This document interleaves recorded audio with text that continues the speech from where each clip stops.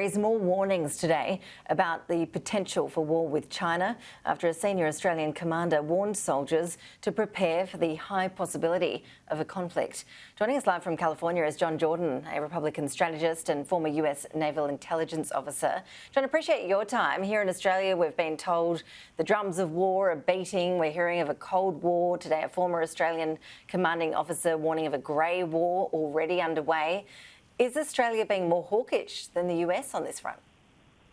Well, I think Australia is being more realistic about where we are. The trick is understanding conflict that exists on a spectrum. It's not all or nothing. It's not military action or peace.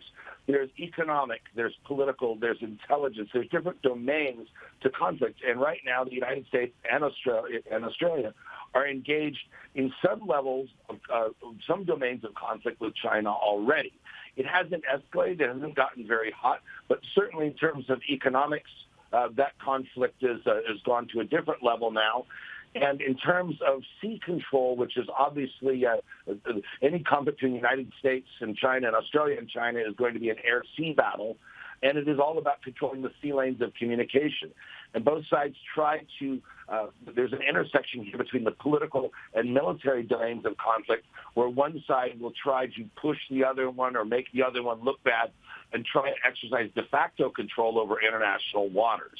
And that is where we are right now at the very beginning of that. And it has the potential to explode into something far worse if a miscalculation is made. I mean, there is the view here in Australia that we would never get to this sort of level without following the US's lead. What has the Biden administration's approach been to China so far? How is the US-China relationship going to differ, do you think, from under the Trump era? Well, the problem for Australia and for the United States is that there is no coherent strategy, American strategy, with regards to China. None whatsoever. At least during the Trump years, the Chinese understood where America was. The best way to think of it is, under Trump, the Chinese did not take Trump literally, but they took him seriously. And the Chinese do not take Biden seriously when he has yet to articulate a clear policy towards Asia. And we saw an example of that when the United States was humiliated by the Chinese in the Anchorage summit.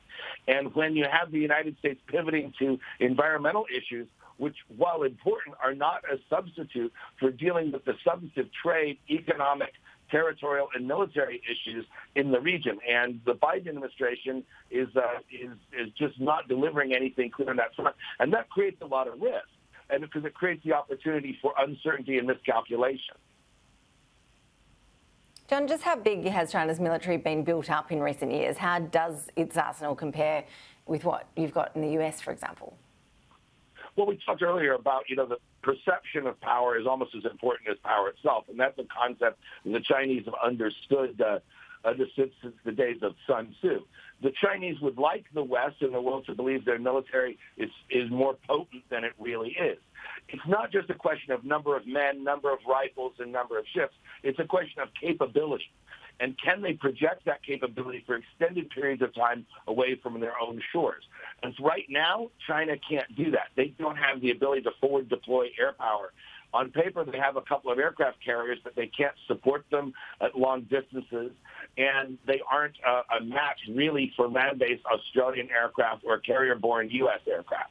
So the Chinese military, what they want to do is create a perception in the minds of the West, undermine Western will, to make Chinese dominance kind of a fait accompli, almost like, to use a poker example, a bluff. Now, while they're doing that right now, they're really trying to expand their capabilities, but it's in their interest to make those capabilities seem more potent than they really are as a weapon unto itself. You mentioned some of the risks on the sea, essentially, that we've seen already so far. A lot of tension in the South China Sea. Taiwan is seen by most analysts as the major flashpoint. But what would it actually take, do you think, for the US to intervene if China does overstep in Taiwan?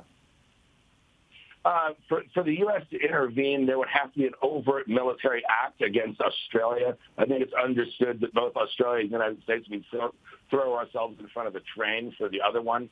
So any sort of direct military threat to Australia would be, to use a Latin casus belli.